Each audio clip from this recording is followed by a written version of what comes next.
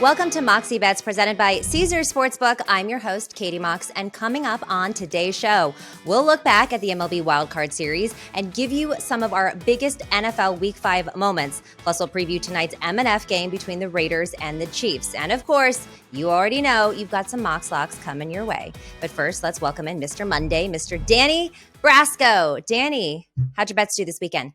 Pretty good, up and down, actually, overall. I was on fire to start, and Sunday Night Football didn't really go my way, but I'm making some good reads, and the NFL has been good to me this year. I'm loving the Mr. Monday nickname, Katie, because I've been doing very well in primetime games, aside from the Ravens-Bengals last night. But Mr. Monday is here for Monday Night Football tonight, and I'm going to come through for the people.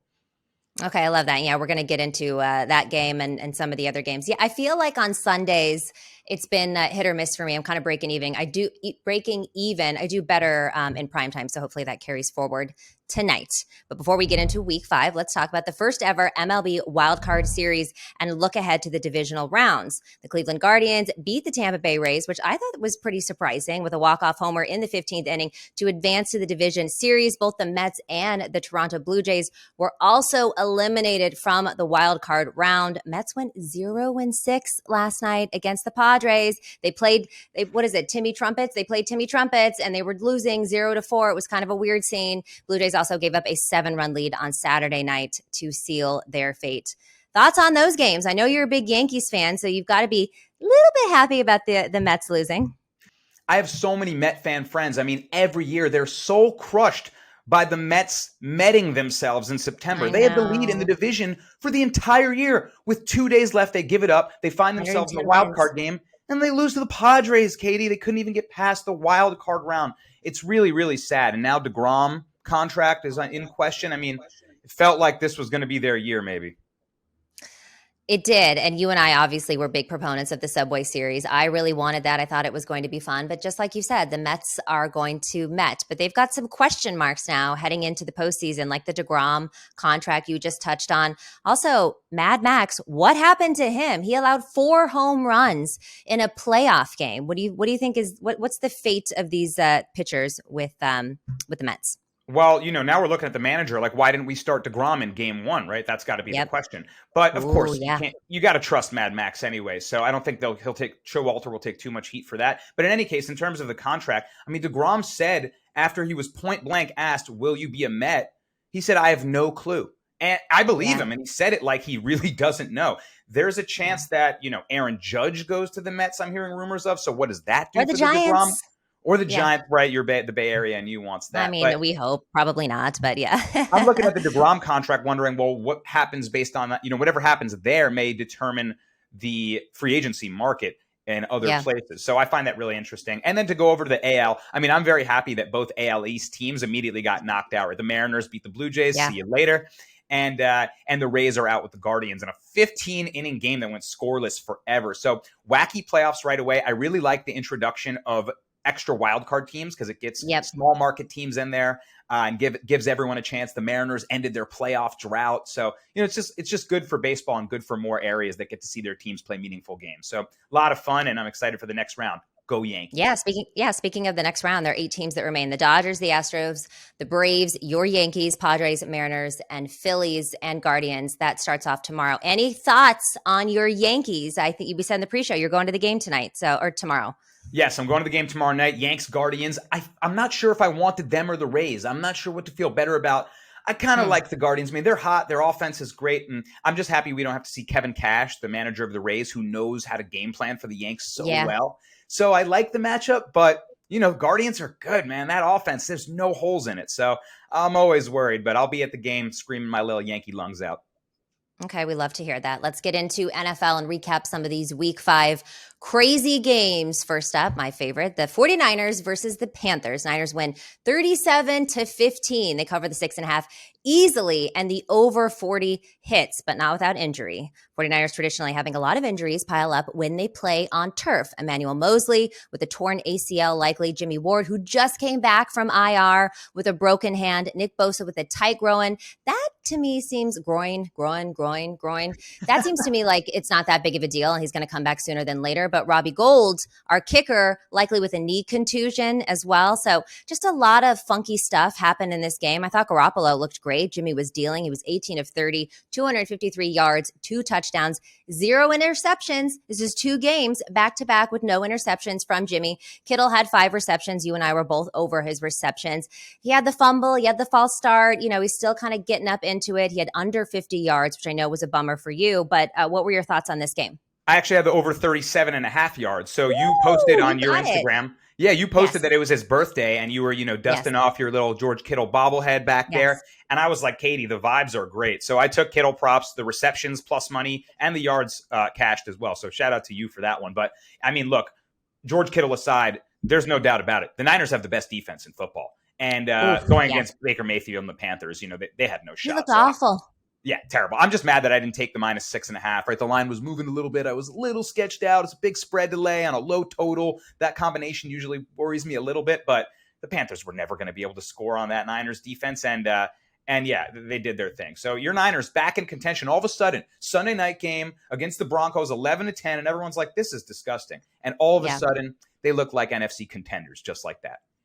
Well, the Broncos are where teams go to die, as far as I'm considering, especially in prime time, because nobody can do anything, Broncos included, in those games. All right, breaking news. The Panthers have fired Matt Rhule this morning. Not exactly surprising after the season that he's had. And the game that he had, he made a lot of weird decisions, like trying to go for it in 2 after that first touchdown. But thoughts on this one? Yeah, I mean, I don't love him as a coach, but also he's kind of getting sacked here in a crappy way. Like, what are you going to do? I mean, he's had an injured Christian McCaffrey and he's had Teddy Bridgewater, who's serviceable, but, he's not going to take you over the top. And now Baker Mayfield, what do we really expect out of the Panthers with, unless Christian McCaffrey's taking over games, the defense, which he's had pretty good, bears down, then they don't win games. So I feel like he was fighting a losing battle all along.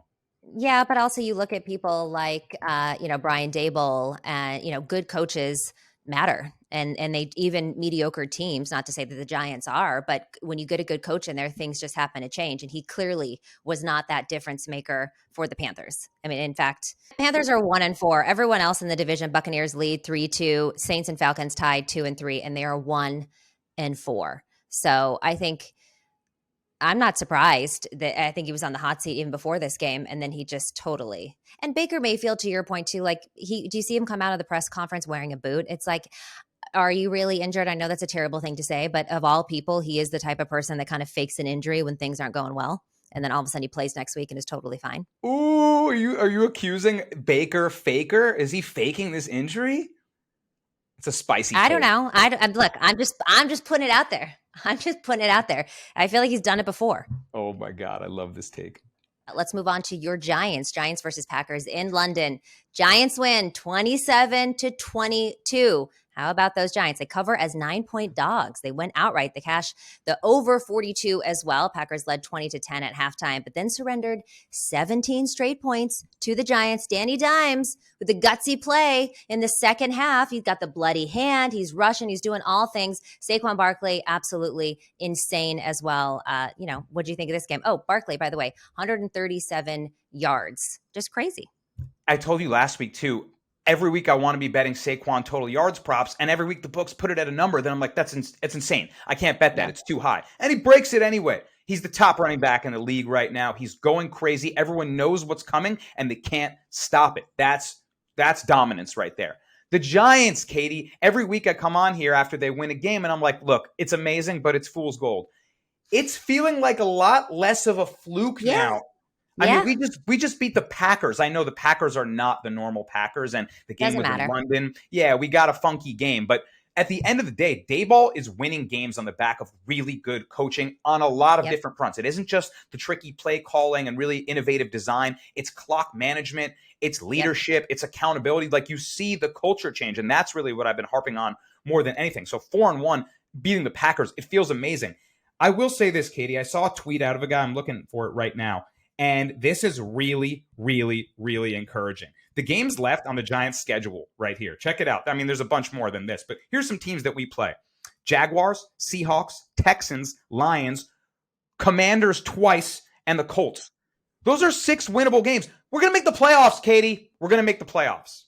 We're going to make, I text you. I was like, they're contenders. And you were like, well, no. I'm like, no, not for the Super Bowl, but definitely for the playoffs. I agree with you. Giants now 4-1. Also, how about the other team? The Jets. They're 3-2 with their win over the Dolphins. I lost money on that one. I had Dolphins -3, but Teddy Covers goes out. And of course, there goes the cover. He's out due to concussion. So now Miami has 2 quarterbacks. I don't know who their quarterback's going to be next week because they've got 2 of them in concussion protocol. But yeah, Giants and Jets. I mean, New York football is back, baby. It really is. Jets are a gritty team. Remember Robert Salas at the beginning of the year when they lost that game? He said, oh, yeah, everyone make fun. I'm taking receipts. He's showing them. He's showing up to the bank and cashing those tickets right now because the Jets look mean. And you're right. I also bet on Dolphins -2.5 and an alternative line. And yeah, I bet on Teddy Covers. He's 42-21 against the spread for his career. That's insane. You have to bet that. And he goes out on the first play, and I immediately texted the group chat I'm in. And I was like, you guys know he's not coming back, right? Like, our bet is cooked because if he comes back, every one of the Dolphins goes to jail. So, you know, that was that for him.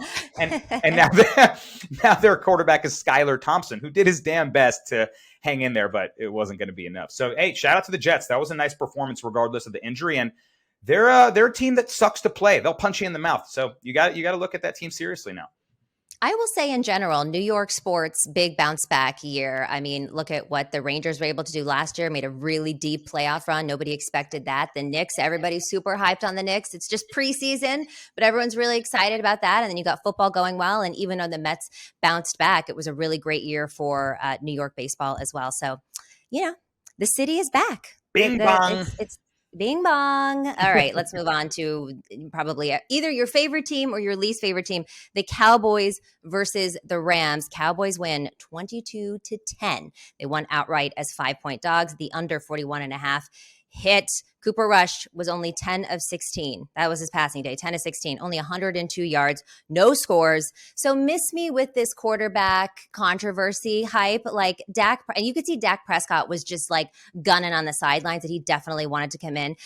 I can't give Cooper Rush credit for this. This is all defense. This Cowboys defense is mean and they are gritty and they just suffocated the Rams. And by the way, the Rams, I'm pretty sure, are overrated as Super Bowl champions. They're not really doing much this year. Within 2 minutes of the game, Stafford was strip sacked by Armstrong, which ended up being picked up and turned around for a pick 6. Armstrong also blocked a punt later that day. Stafford was sacked 5 times. That O-line is just trash. But how about these Cowboys too? How about the NFC East? Seriously, I'm kicking myself for not betting Cowboys plus 5.5. When I saw the board, that immediately jumped out to me because when I was here last Monday with you talking about your Niners and that Monday night matchup with the Rams, that ended up being, I was really high on the Niners. That ended up being my biggest bet of the season so far. And it cashed with ease, right? The Niners took care of them, mainly because I don't believe in the Rams' offensive line to be able to give them time to do anything they want to do on offense. And I'm pissed I didn't bet Cowboys because that's the strength of their team is that defensive line, that pass rush. I even said to myself, I could see a defensive touchdown. I didn't bet that either. Immediately. I mean, DeMarcus Lawrence is wreaking havoc on them. And Stafford and the Rams look less athletic than everyone else. They look like they're not, forget like the schemes and the designs. They look like they're just getting out-muscled by other teams. So I agree with you. They're totally overrated. Totally overrated. And Matthew Stafford did throw a pick. The books are starting to get onto this. It was juiced up to like 160 something when usually you get it a lot lower than that.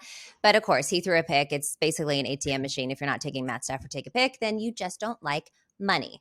All right, the other team, the only team that is still undefeated, Eagles at Cardinals. Eagles won 20-17, but they did not cover the 5.5 spread. Game goes under 48.5. Eagles stay perfect. They're 5-0 right now. Jalen Hurts was phenomenal in this game. He was 26 of 36, 239 yards. He rushed for 61, and he had 2 rushing touchdowns.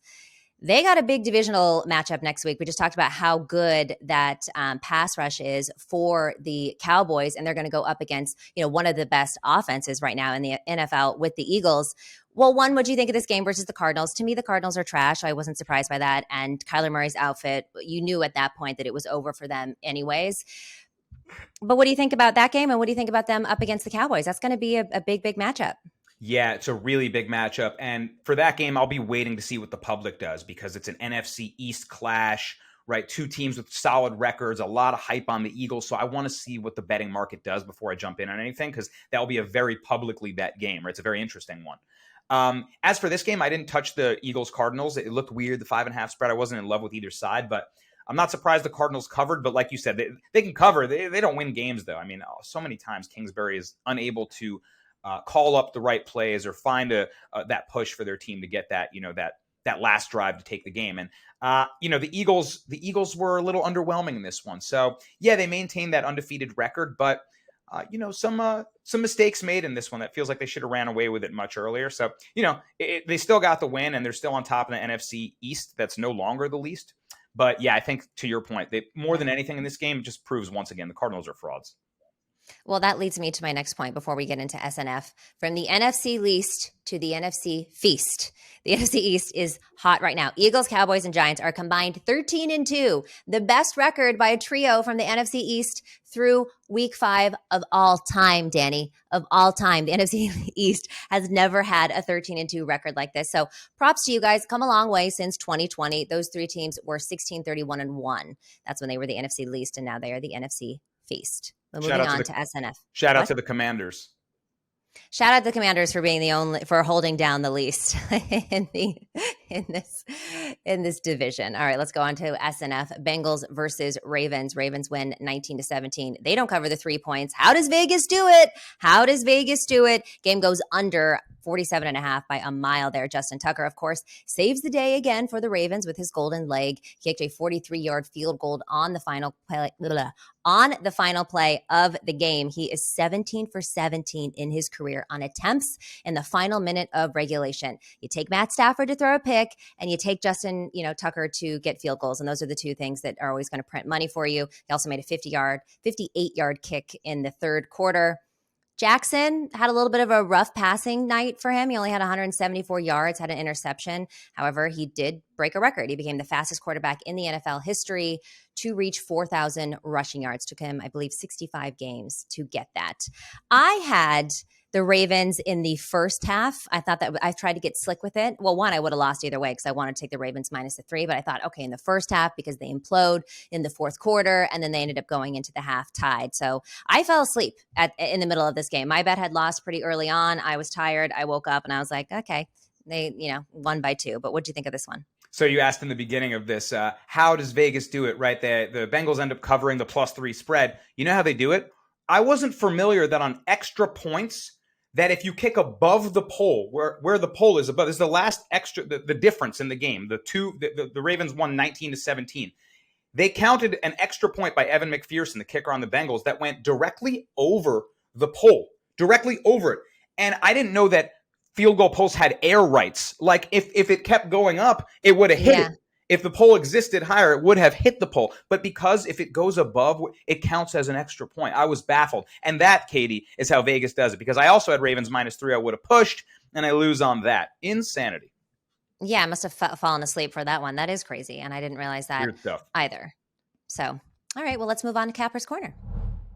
All right, people, we're brought to you by Caesars Sportsbook, the greatest sports betting app of all time. See, it's not just about the daily promos, odd boosts, or the hundreds of ways to wager. It's about the immortal words of Caesar himself. You bet, you get with Caesars Rewards. Every bet you place on the app, no matter the outcome, earns towards exclusive perks at Caesars Rewards destinations everywhere. Hotel stays, concert tickets, bonuses, and more. Download the Caesars Sportsbook app, become a Caesars Rewards member today, and get more with every wager. Must be 21 or older to gamble. Gambling problem? Call or text 1-800-522-4700. Lions, Tigers, and tailgates. Oh my, the college football season is always a great time of year. Besides the jerseys, the face paint, and the foam fingers, there's the food. And nothing gets you more fired up for game day than Eckrich smoked sausage. They're naturally hardwood smoked and have the perfect blend of spices. From buffalo sausage dip to sausage chili mac and cheese, Eckrich smoked sausage is a quick way to bring flavor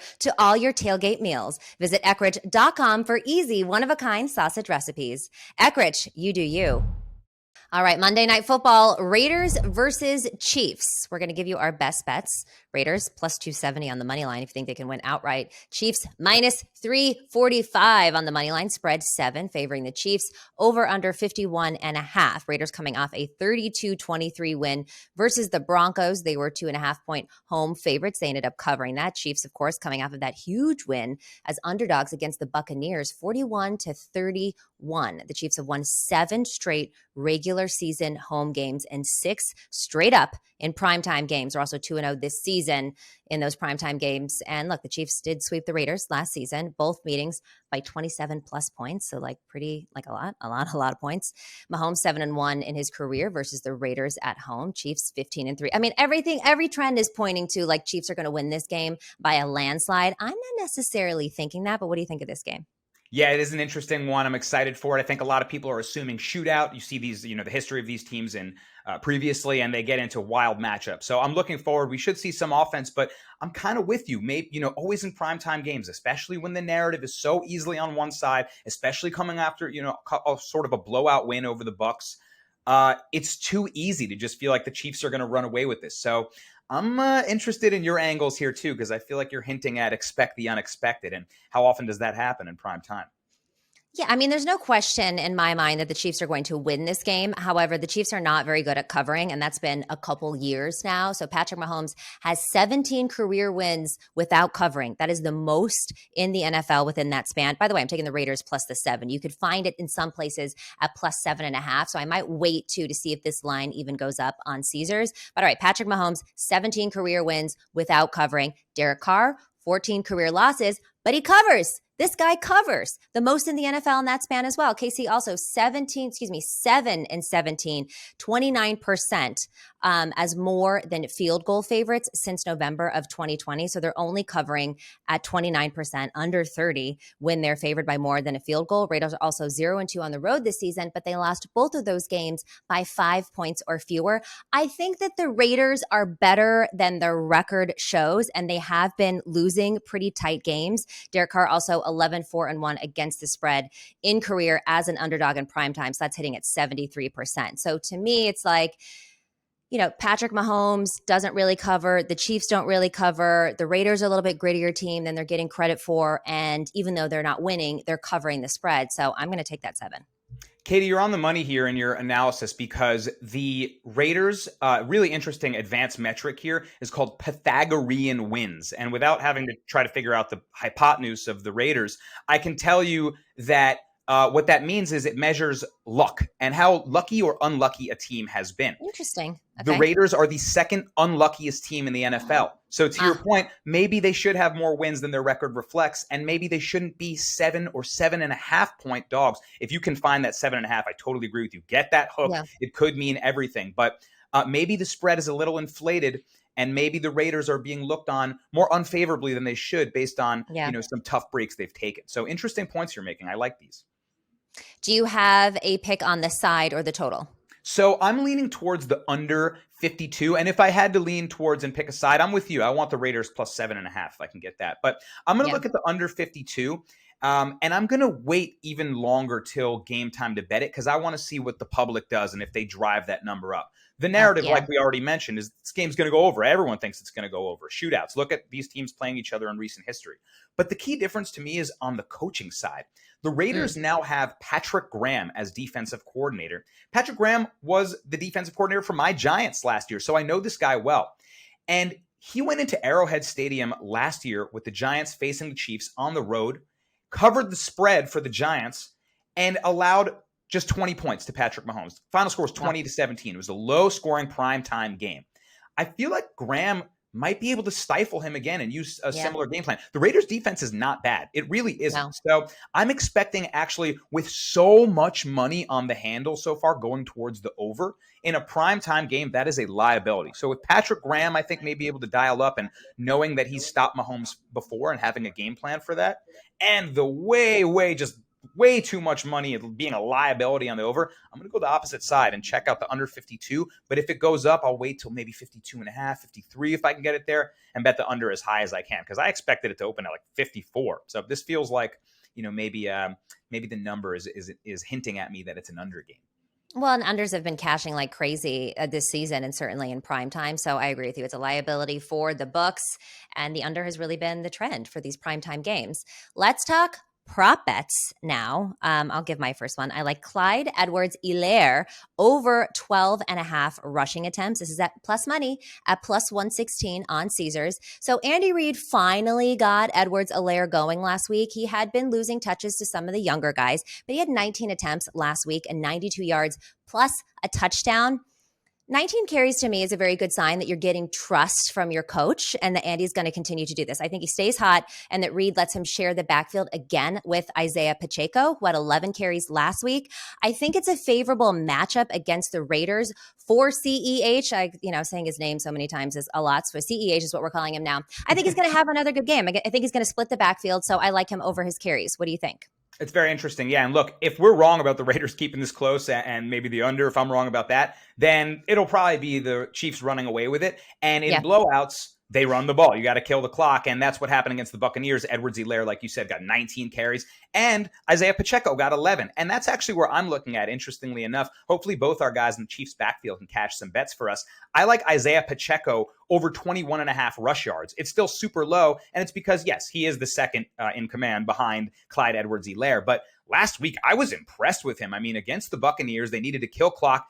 That kid runs hard. He puts his head down and he cracks linebackers. He was trucking Levante David and Devin White. Those are two of the best backers in the league on the Buccaneers. And I think the coaches reward him this week. So yes, Edwards-Helaire will be the lead back, but Pacheco showed that boy is here to play. So I'm expecting him. It's such a low total while he's still sort of an unknown commodity. And I feel like we can cash this. He just needs 5-7 carries to go over this number. So I like it here at a low total. Let's get some Chiefs running backs for our bets, Katie.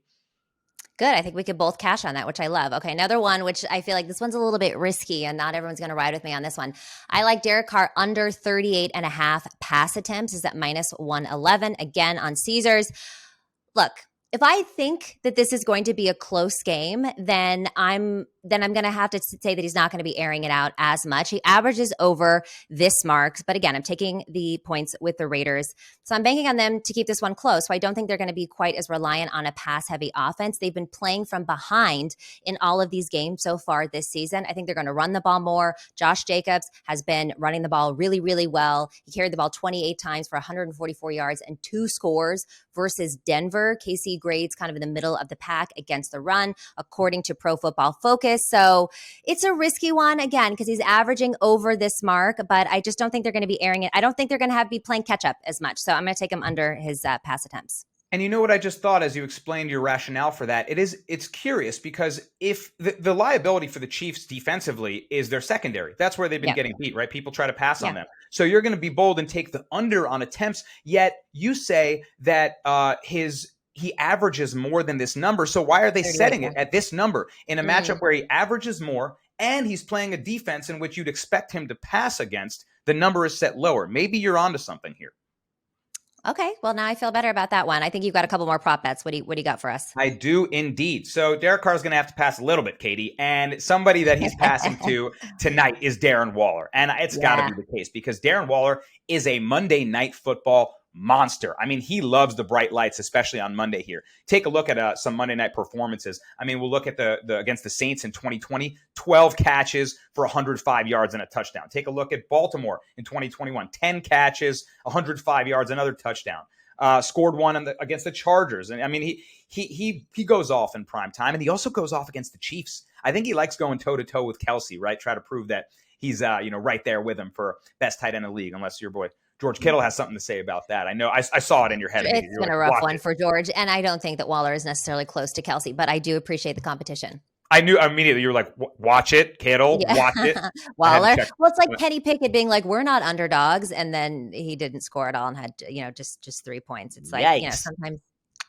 Yikes. Exactly. But in any case, I think Waller goes off in a matchup where, he's done it time and time again. Monday night, Chiefs, this is where he succeeds against these, in both these spots. So why would I not take 50.5 rush yards? Feels a little low for him because, he's had some games where he's gone under his normal marks. But in a prime time, I got to take Waller. Let's go.